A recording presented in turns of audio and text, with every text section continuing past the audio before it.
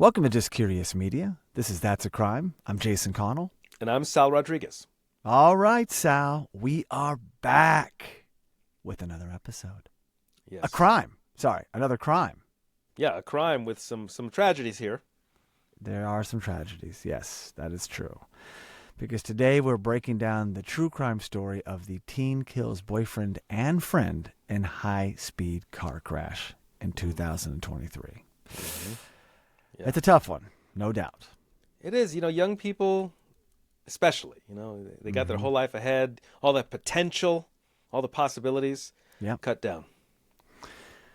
It is very sad. In fact, as I was going over the notes, and we talked before, and then I was fine-tuning it, I couldn't help but think of a cousin I lost in a car crash, teenager. She was the oldest of all the grandkids, Bridget Kinney, rest in peace. But she was so young, 18.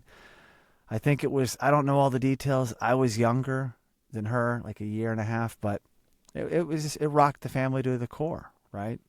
How was she? Out joyriding, and she was not driving, and got like, the car kind of swerved, and she was ejected out of the vehicle and hit a tree and was in a coma for a few days, I remember. And it was just, and then finally she passed, and it was like, oh my gosh, it's so surreal. We went to the funeral, and there was like, she went to a different high school than us, and my sister, and it was just like, you go to a young person's funeral, and that's just its own thing. It's hundreds and hundreds of kids, and just everyone's, beside themselves. So, yeah, I remember it vividly. So that comes to mind because we lose two teens, and it's definitely on the darker side, and so preventable. Like everything's preventing this from happening, but yet this tragedy happens. Well, we're going to get to a little tidbit at the very end that I'm going to want to clarify and speak on, because I think it speaks a lot on how this whole thing went down as we get into the details on it. Yeah. So oddly enough, this date coincides with my birthday, which is also very weird as I read this crime. But on July 31st, 2022, in Strongsville, Ohio, 19-year-old Mackenzie Shirilla was driving at a speed of 100 miles an hour, which caused a car crash leading to the untimely deaths of her boyfriend, 20-year-old Dominic Russo, and his friend, 19-year-old Davion Flanagan. Whew. So here's teens and one 20-year-old. Shirilla's driving 100 miles an hour, give or take, probably over, and has a car crash. And driving 100 is never a good idea. In fact, Sal, I'm always curious why cars even go to these limits, unless it's for a special person, a purpose, like a police officer or an ambulance. It's like, it's there. You know why people drive fast, Sal? Because they can. Sure. Yeah. If the road is open, you'll probably take it. I have hit 100 a couple of times out there on the open road. Yeah, open road. Just to kind of see what it felt like. Sure, we've all done that. But yeah, I was out there on the open road. It would never occur to me to go anything above 50 in the city. Right. Well, the tragic incident occurred around 5:30 a.m. at the manufacturing plant located in Strongsville's Progress Drive Business Park. So this is like a business park. All these things are there. Probably not an area you want to be driving fast, right? Shirilla lost control of her vehicle, careened off a sign, and crashed into a brick warehouse, resulting in the fatalities to Russo and Flanagan. And it's like, okay, you're going way too fast. You can't make good decisions, or your reflexes. Just a car can't, correct itself out of these high speeds, careening off a sign into a brick warehouse. And more often than not, Sal, as you know, the passengers are truly at risk. More so often than the drivers. And this, especially the passenger, in the seat next to the driver. That's like the worst spot. I'm assuming that Flanagan was in the back seat. I don't know for sure. I'm making that assumption. Yeah. But yeah, really bad. And we have a lot of details to get through because this also happened in 2022 in the summer, and there's already been a trial. So this isn't a brand new crime. Yeah, and the interesting thing is, I think at first listen, you're going to think it was an accident. Well, surely Right. this was an accident, right? But yeah, talk about going dark. It's pretty brutal when you hear how it was conceived and described, and as far as responsibility, level of responsibility, and premeditation even. Ash, surely it's an accident, but yeah, we're going to find out possibly otherwise. Absolutely. Yeah, there's a lot of debate, but we have the facts and we'll share them now. Now, Shirilla was arrested in November 2022 and had a $5,000 bond and stayed in custody throughout her trial. And during the trial, Assistant Cuyahoga County Prosecutor Tim Troop argued that Shirilla's actions that morning were driven by a sinister motive. He suggested that the crash was due to a deteriorating relationship with Russo, which had turned sour in the weeks leading up to the incident. These are young people, Sal, and relationships are hard on anybody, but especially in this age group. And now it's 5:30 in the morning, and there's definitely something amiss, if not drugs and alcohol, something else. And then Troop goes on to say the following. Davion was just cargo. Whatever she had in for Dominic, Flanagan was just along with his friend and got sucked into a toxic relationship and just got in the wrong seat that night. Oh, that's just so sad. Horrible. Wrong place, wrong time, wrong people. And if they have this beef going on, he is collateral damage. It's like, hey, Davion, we're going to talk now, and then maybe they have to work something out. But yeah, he's just in this situation thinking, not that it's not any worse for Russo, but he really is just, as Troop puts it, cargo. Sure. A third wheel. Third wheel. So prosecutors said one of their strongest pieces of evidence was a brief video, which we do not have, Sal, we do not have this video, from a city-owned security camera showing Shirilla using her turn signal and slowly turning her car from Pearl Road onto Alameda Drive. So I guess they're showing that she'll follow the rules in one instance, in another drive crazy and haphazardly, and I guess that's what they're pointing to here.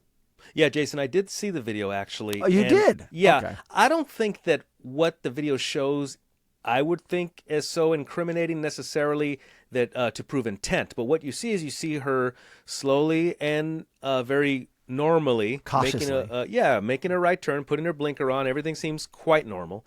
And then another camera catches the car only a few seconds later, and she's going straight at, it says, 100 miles an hour. So in a period of just a few seconds, you see it. Something happens between that safe turn and her headed towards this brick wall. Yeah. And that's the case. What happened in those few moments and why?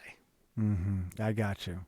And it doesn't necessarily mean this is malicious or I'm going to do this, but you've now, you've changed the situation. You're speeding, you're probably provoked, your feelings are happening. It may not be to crash, but then at some point at these higher speeds, you lose control. And not just her, in anybody who's in a car going way too fast. You might just be out joyriding. You might just be a little buzzed, but bad things happen when you get over a certain threshold. These aren't race car drivers. No, I was just going to say that. I mean, you'd have to be a pro driver to know how to operate at those speeds. Yeah, even going slower, those speeds, like, hey, I hit a slick spot there, and I'm going 30, and I felt everything jar. Well, times that, times 3, you're going 90, and that swerve, you don't come out of it. You don't. And that's what happens, and they're young, and they don't think that. You just think, oh, yeah, pedal, and no, some cars behave different than others. So, yes, this is interesting. So I didn't see the video, but thanks for shedding light on that. And it's very early in the morning, Jason, 5:30 in the morning. You're assuming 3 people in their late teens at 5:30 in the morning. Were they going to work? No. Were they coming from work? No. So that implies they were at partying all night. Cuyahoga County Common Pleas Court Judge Nancy Margaret Russo, no relation to one of our victims, Dominic Russo, said the following. She morphs from a responsible driver to literal hell on wheels as she makes her way down the street.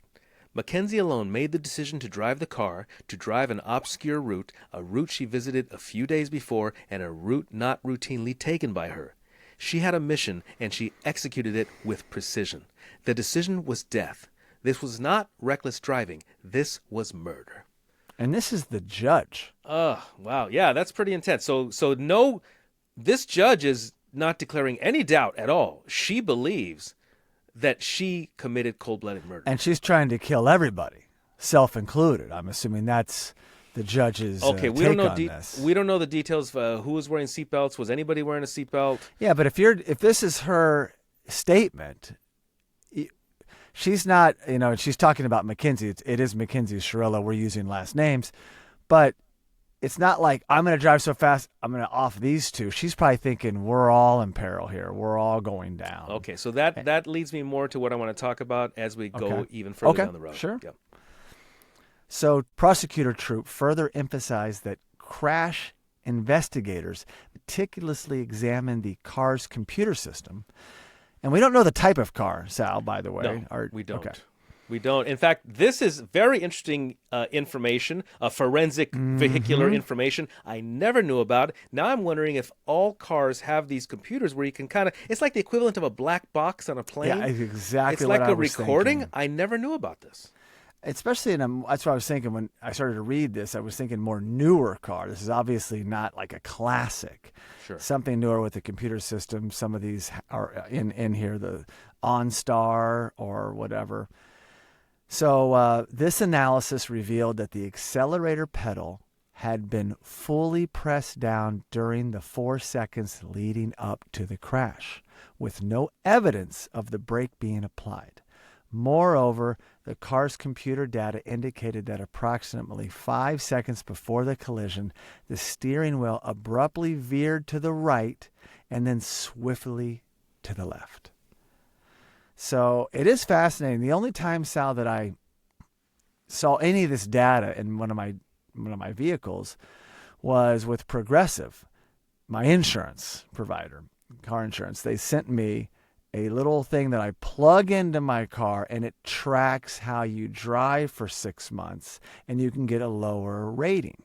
Whoa. Which means it's cheaper things. So I did it. Wow. Well, I'm a very cautious driver, meaning it's looking for hard brakes or looking for excessive acceleration. Yes. And I got like the top score because I don't drive that way. Now, sometimes you might have to elude something, right? So you're given so many of those. Yeah. It's not like you can't have any. Yes. But it would, if you did one of those. It's to create a profile, a driving profile. A profile, yeah. You need a lot of data. Wow. And then I even drove not cross country, but definitely like 5 states away. Yeah. And I did great, but occasionally someone cuts in your lane and you got to do a little bit harder of a brake, and it would go beep, beep, beep, beep, beep. And I was like, gosh, I want a perfect score. It would notify you if that happened? Oh, the only thing I didn't like about it is I was hyper aware of it. Yeah. And then you're even more cautious, and I didn't like that. But knowing that could happen, a lot of these cars probably are just sucking that data in passively. Without I'm imagining a Tesla. I would imagine a Tesla is doing this inherently right now. Right, exactly. So Shirilla's attorney, Jim McDonald, suggested the possibility that Shirilla might have been driving recklessly and then attempted to evade the crash at the 11th hour as she approached the Progress Drive intersection. That was their defense.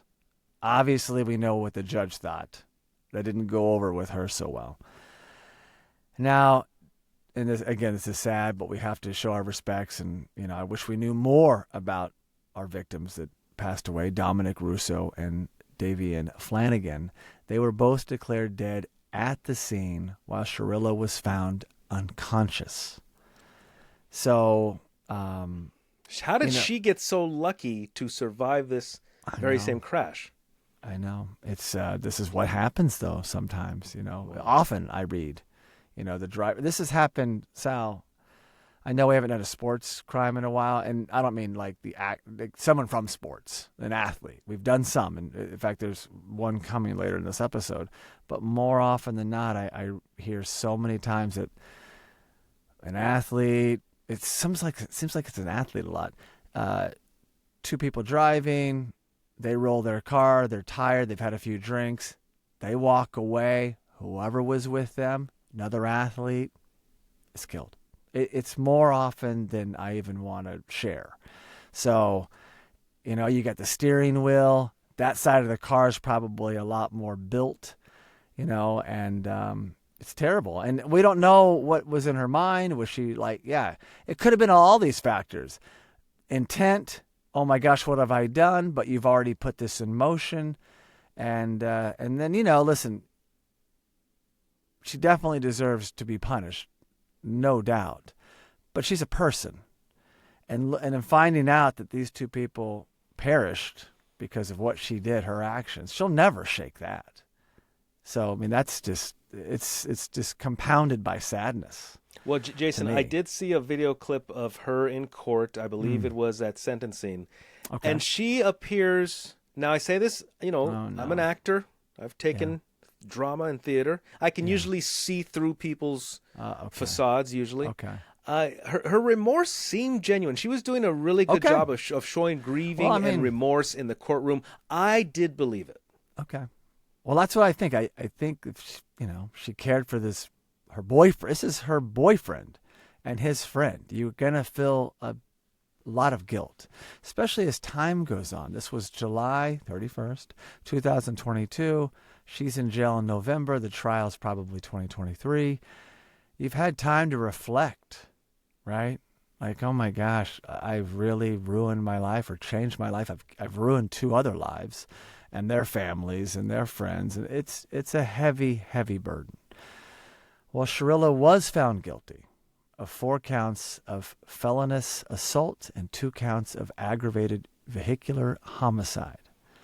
But Sal, there's even more to that. Shirilla also faces charges of drug possession and possession of criminal tools. These charges stem from the discovery of a small bag of psychedelic mushrooms and a scale in her jacket pocket. Jason, as soon as I learned of this crime, as soon as I learned of the incident, the horrific tragedy, the first thing was, I bet they were on some sort of psychedelic. Wow. I bet that she was probably on LSD or something. I thought that because, especially after I saw her in the courtroom, I did believe her remorse. So I thought this was a horrible drug-induced. She probably went psychotic, probably thought she could drive through the wall. Wow. People, we've long heard stories. People can take psychedelics and have a wonderful time, or they can take psychedelics and jump out the window, So I think she was on a bad trip, and unfortunately the ultimate consequence is human tragedy. So I think that's what happened. I think she was messed up on mushrooms, couldn't handle it, went kind of nuts, crashed the car, killed her boyfriend, killed the friend, and will have to live that down the rest of her life.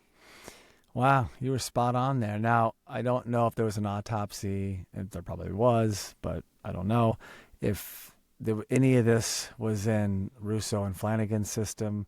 No talk of finding drugs on them. It was definitely on her, but this does seem to be the case here. Obviously, things weren't adding up, and this definitely fills in some of the blanks. And the judge had this information, all the more reason that she has that stance. Now, Shirilla's conviction carries an automatic life sentence behind bars with no chance of parole for 15 years. It's kind of close. So she's 19 with the no 34. Parole, but 15 years. Yeah. So 34, if she gets parole, she'll be 34. Right. So 34, still a young person, but forever changed. And a felon, right? Coming out of prison, 34 years old as a felon. And you're never going to shake what you did, right? Well, you would have to change your name. I think people do that, right? Well, I don't know. I think people do that. I mean, I'm just saying, you can't avoid yourself. You're gonna no. Of course, you have to lay your head down at night. But I mean, as far as I do believe that there are people to protect their anonymity go into. It's not witness protection, but they do change their names. Interesting. Yeah. So it's a dark one, very tough crime. These are cautionary tales. All of these, to me, are cautionary tales. Very preventable. And, I wish cars, as smart as they are, doing all this data. You did this, you did this, you did this. I'm a huge proponent for autonomous cars. Situation like this, you can't, hey, speed it up there, autonomous car. Not going to happen. Or assessing you as AI gets smarter and being like, you're in no condition to drive, and just lock it up. Yeah. Like, we're probably not that far removed from things like that, preventative, care to avoid these, because it is very avoidable. Or as you start to, your calculations don't add up. Why are we going 100 in this parking area and the car overrides you? I know this is like Big Brother talking. At the same time, I'm telling you, it would eliminate a lot of these types of problems and the other crime we're going to talk about shortly. But still, there's no getting back the two victims. So rest in peace, Dominic Russo, Davion Flanagan, loved one's family. Very, very tough. And Mackenzie Shirilla, you'll have time to evolve. You're young. That's the only good thing about this. You're going in so young, and you can really build your life. You're still figuring out who you are, and now maybe you can choose a different path in life and come out of this contributing to society and not being a detriment to yourself and those around you.